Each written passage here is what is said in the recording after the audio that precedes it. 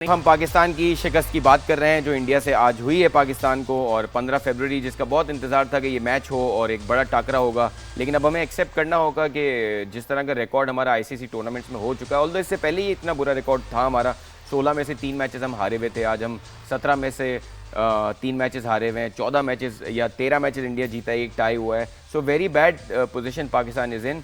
और जनरली देखा जाए तो पाकिस्तान के क्रिकेटिंग के मामला बहुत ही बुरे हैं। हम टेस्ट मैचेस में बांग्लादेश से 2 टेस्ट मैचेस हारे 2-0, first time in the history.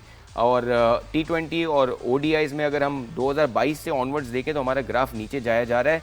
लेकिन टीम के जो प्लेयर्स हैं वो घूम फिर के वही प्लेयर्स हैं। अगर हम अभी ऑफ कैमरा ये बात कर रहे थे कि 2022 के T20 वर्ल्ड कप में जिम्बाब्वे से हम 130 समथिंग चेस कर रहे थे, वहाँ पे नवाज़ और शादाब खान ही थे जो आपके मिडिल ऑर्डर में थे, और उनसे ये एक्सपेक्ट किया जा रहा था कि वो मैच विनर है हमारे। वहाँ पे हम जिम्बाब्वे से हार गए मैच। लेकिन even today we are playing against India, और यही 2 बैटर थे जो आपके मिडिल ऑर्डर में थे 5वें 6ठे नंबर पे, और आज भी आप मैच हारे हैं। मतलब समझ नहीं आ रहा कि इन प्लेयर्स को क्या ये बैट्समैन हैं, क्या ये बॉलर हैं, क्या ये बहुत बड़े फील्डर हैं, क्या कर रहे हैं ये समझ नहीं आ रहा। तो हम एक क्रिकेटर से ही समझते हैं कि सर ये कोई ऐसी कोई लॉबी है अंदर में जो सी आज बाबर हैं टीम में, शाहीन भी हैं, शादाब भी हैं, नवाज़ भी हैं, इनके रोल भी उसी तरह के हैं। शाहीन एग्जैक्टली वही, बॉलिंग उनकी बिल्कुल डिजास्टर्स हो गई, वही रोल चल रहा है। Babar is also in the team. On the other hand India tournaments जीतने के बाद, इतना डोमिनेट करने के बाद प्लेयर चेंज कर चुका। आज रिंकू सिंह छक्के मार रहा है आपको, आज आपको शिवम डुबे छक्के मार रहा है आपको, दूसरे कभी आपको तिलक वर्मा लेके पूरा मैच चला जाता है। आज आपको ईशान किशन ने 2 डाला ऊपर से, 10 चौके और 3 छक्के। सो सर ये क्या फर्क है सर इंडिया पाकिस्तान का? ये आज हमें एक्सप्लेन करें सर व्यूअर्स को, क्या फर्क है उनके हमारे सिस्टम का? देखिए, एक हमारे वहाँ जो है वो अपनी जगह बनाने के लिए खेलते हैं, उसमें बॉलें भी लूज होती हैं, और वो शॉट में वो जो शॉट सिलेक्शन होता है वो नेचुरली वो डिफरेंट नेचर का हो जाता है। और जिस तरह ईशान किशन या इनके कैंप में जितने जो प्लेयर्स हैं वो उस तरह से नहीं खेलते अपने, वो जिस तरह जैसे पांड्या ने आके पहली बॉल के ऊपर जिस तरह मारने की कोशिश की, वो इस वजह से किया ताकि बैकफुट पे कर दे, और उस वक्त थोड़ा सा स्कोर इनकी टीम का अच्छा खासा कम था, तो जिसकी वजह से 4 आउट हुए चौथी विकेट गिरी थी 126 पे। तो इसका मतलब ये है कि, और उस वक्त 15 ओवर हो गए थे और 127, तो इसका मतलब ये है कि कहीं 160 में तो नहीं ये गेम ख़त्म हो जाएगा, इसी के 5 ओवर पीछे रह गए, 4 ओवर रह गए, तो उसके अंदर हम 160-65, तो ये तो गेटेबल है जी।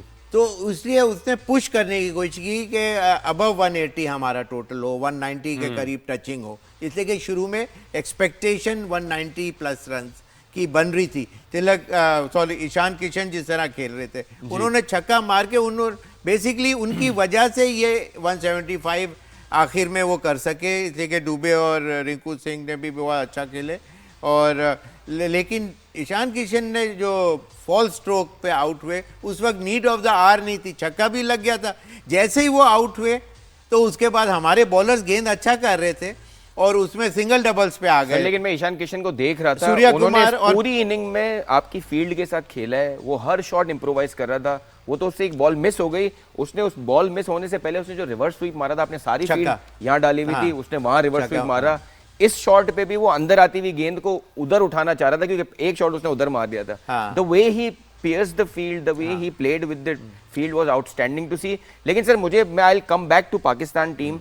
शाहीन शाह अफरीदी के 2 ओवर 30 रन, और वो भी वो शुक्र करेंगे शिवम डुबे रन आउट हो गए, वरना उनको आखिरी बॉल पे भी 6 पड़ना था या 4 पड़ना था, क्योंकि वो नया बैटर आ गया। तो वो ये 30 जो है वो 34-36 हो सकते थे।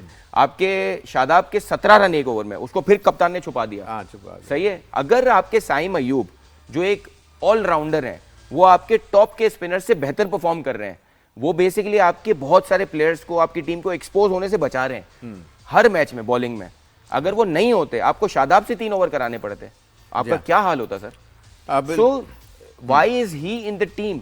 मतलब कोई सेंस बनता है कि आप शादाब को किस बेसिस पे दोबारा टीम में लाए? नहीं, आज मैंने शाम के जो स्पेशल ट्रांसमिशन थी अर्लियर टुडे आफ्टरनून में, उसमें यही बोला था कि एक चेंज जो है अगर हो सकती है इजीली, तो वो इसलिए कि ऑलरेडी आपके पास लेग स्पिनर्स टाइप के जो बॉलर जो हैं, अबरार और उस्मान तारिक भी हैं, और फिर साइम भी ऑफ एंड लेग स्पिन करते हैं। आपके पास तो लेफ्ट फिर आर्म ऑफ स्पिनर्स, सात बॉलर खिलाने की क्या जरूरत है? तो आप इससे अच्छा कोई प्रॉपर बैट्समैन और लेफ्ट हैंडर फखर की जगह इजीली बनती थी। एब्सोल्युटली, आप तो शादाब की जगह। शादाब को जबरदस्ती इन्होंने, लेकिन आज के मैच से ज्यादा गलती इन्होंने पिछले मैच में की। उस मैच में इसको चांस देना चाहिए था फखर को, ताकि वो अमंग द रन गेटर्स अगर होता तो इस मैच में वो ज्यादा अच्छा, he could have breathe easy. Sir मुझे तो एक लगता है एक विशियस साइकिल है, घूम घूम के सर वही बातें हो रही होती है। ऐसा लगता है कि 2 साल पहले भी हम यही बातें कर रहे थे।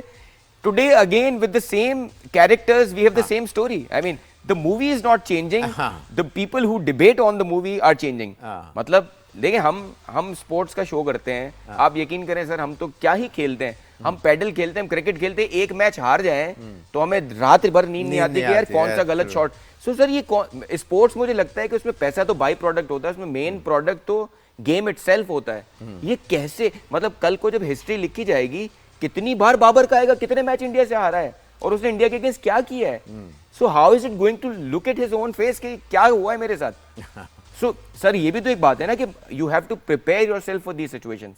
आप कितना फेल होंगे। हाँ, तो क्योंकि मुझे एक सचिन तेंदुलकर का एक किस्सा याद आता है कि वो एक टेस्ट मैच में ब्रेड हॉच से आउट हो गए, जो उस वक्त चाइना में आए थे लेफ्ट आर्म। सचिन तेंदुलकर ने बोला, मैं वापस गया हूँ ड्रेसिंग रूम में, मैंने बोला अगर इस बॉलर से मैं दोबारा आउट हो गया तो मैं टेस्ट मैच छोड़ दूंगा, test cricket. He did not get out to that particular bowler. Century भी की, कभी नहीं आउट हुआ उससे। कभी भी आउट नहीं, कभी आउट नहीं हुआ। सो सर ये होती है ना स्पोर्ट्समैनशिप, तो ये तो पैशन है ना, ये कोई प्रोफेशन थोड़ी है। सो कब हम ये दिखाएंगे सर, कब? मतलब जब आपको अल्लाह ने इतनी इज्जत दी हो कि आप कुछ ना कर रहे हो तब भी आपको लोग कह रहे हो, but again you are not doing anything. नहीं, ग्रेट प्लेयर्स की एक एक्सक्लूसिव जो माइंडसेट होता है, उनकी जो थिंकिंग लेवल होता है, it is absolutely unreal type का होता है। लेकिन उसके लिए या तो आप प्रिपेयर बंदे के अंदर बिल्ट इन हो, या फिर आप के सराउंडिंग में जो आपके जो लोग हों वो आपको उस तरह से प्रिपेयर करें। That is the only way you can get to that level, या अपना लेवल ऑफ द बार को रेज करने के लिए you need that kind of pep talk, जिससे आपका अंदर से एकदम रश ऑफ ब्लड सा बने और वहाँ से आप मेहनत उस तरह से करनी शुरू कर दें। स्टीव स्मिथ की मिसाल आपको पता होगी, वो 0 पे आउट होता है या कुछ होता है तो ग्राउंड से होटल वॉक करके जाता है, कहता है मैं अपने आप को सज़ा देता हूँ कि भाई अगर दूर भी है तो वो वॉक करके जाता है। सर हमारे तो सारे अगला ऐड मार देते हैं, उसमें सारे हेयर स्टाइल चेंज हो जाते हैं, मतलब वो डिफरेंटली ऐड करना शुरू कर देते हैं। नहीं, बात आपकी बिल्कुल स्पॉट ऑन है। लेकिन coming back to the game, आप इसके अंदर बहुत से ऐसे ओवर्स आए जहां हमारे जो प्लेयरों ने मतलब क्या कहते हैं सर, कोई ऐसी टीम होती है कि बैटिंग में किसी पॉइंट पे ऐसा ना लगे कि आप गेम में हो। आपको इस पूरे 20 ओवर में बैटिंग में कहीं लगा कि आप गेम में हैं? नहीं, थ्रू देखिए ना, वो सिवाय फर्स्ट ओवर के अलावा जब वो आउट हुआ अभिषेक, उसके बाद तो फिर it was sorry saga for the Pakistan team. Sorry saga for the Pakistan team. That's the statement that you know